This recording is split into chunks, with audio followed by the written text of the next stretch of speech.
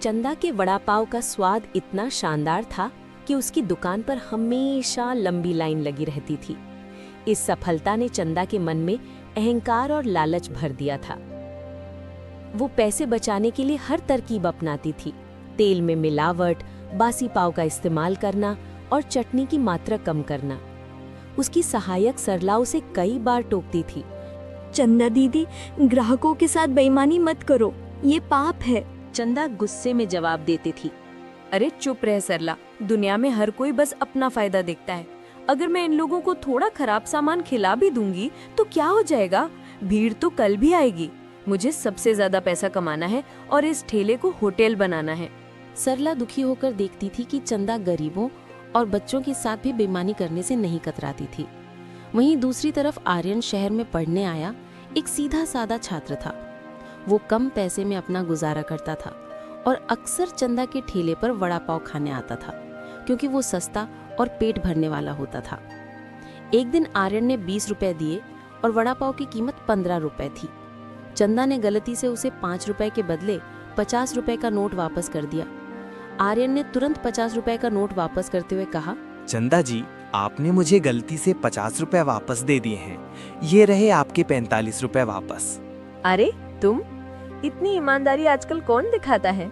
चंदा जी, पैसा भले ही कम हो पर ईमानदारी से कमाया हुआ हो तभी उसमें बरकत होती है। गलत तरीके से मिला धन कभी सुख नहीं देता। चंदा आर्यन की बात सुनकर हंसती है और मन ही मन सोचती है, ये दुनियादार नहीं है तभी इतनी मूर्खता की बातें कर रहा है। लेकिन आर्यन की ईमानदारी की छाप उसके मन के किसी कोने में पड़ जाती है। चंदा अपने लालच में इतनी डूब गई कि उसने एक बूढ़ी अम्मा को बहुत ही खराब गुणवत्ता का वड़ा पाव बेच दिया, जबकि उनसे पूरे पैसे लिए। अम्मा वड़ा पाव खाकर बीमार पड़ गईं। इस घटना के बाद एक दो ग्राहकों ने भी शिकायत की कि उनके वड़ा पाव में कुछ बासी है या तेल की महक अच्छी नहीं है। अफवाहें धीरे धीरे फैलने लगी। चंदा का लालच अब उसकी कमाई पर असर डालने लगा था। भीड़ कम होने लगी। चंदा फिर भी नहीं सुधरी।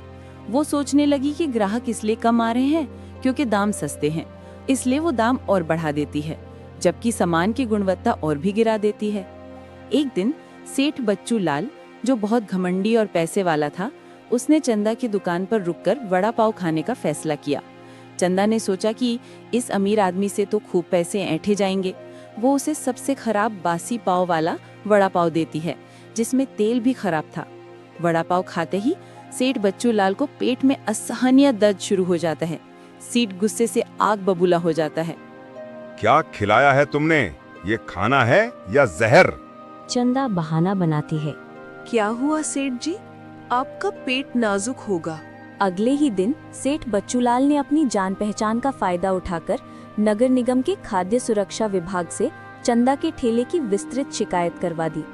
शिकायत में मिलावट, बासी सामान और अस्वच्छता के गंभीर आरोप लगाए गए। अचानक नगर निगम की टीम चंदा के ठेले पर पहुंचती है। उन्हें बासी पाव, मिलावटी तेल और खराद आलू मिलते हैं। अधिकारियों ने चंदा पर भारी जुर्माना लगाया और ठेले को सीज यानी बंद कर दिया। चंदा की बदनामी शहर के हर कोने में फैल गई। चंदा जमीन पर बैठकर रोने लगती है। सरला उसे सहारा देती है। सरला, मेरा सब खत्म हो गया। मैंने इतने सालों में जो कमाया वो एक दिन में चला गया। दीदी, ये एक दिन में नहीं हुआ, ये आपके लालच का फल था जो धीरे धीरे बढ़ रहा था।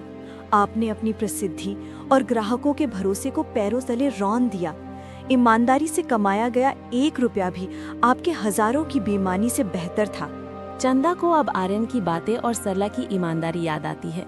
उसे अपनी गलतियों पर पछतावा होता है। चंदा नगर निगम का जुर्माना चुकाती है और अपने ठेले को फिर से खोलने की अनुमति लेती है। इस बार वो एक नया संकल्प लेती है। वो ताज़ा और सबसे अच्छी गुणवत्ता का सामान इस्तेमाल करती है। वो सरला को हिस्सेदार बनाती है और उसे सम्मान देती है। वो बूढ़ी अम्मा से माफी मांगती है और उन्हें मुफ्त वड़ा पाव खिलाती है। धीरे धीरे चंदा का ठेला फिर से चल पड़ता है। अब वो पहले से कम मुनाफा कमाती है, लेकिन उसे रात को चैन की नींद आती है। वो समझ जाती है कि सच्ची दौलत पैसे में नहीं, बल्कि ग्राहकों के विश्वास और ईमानदारी में है।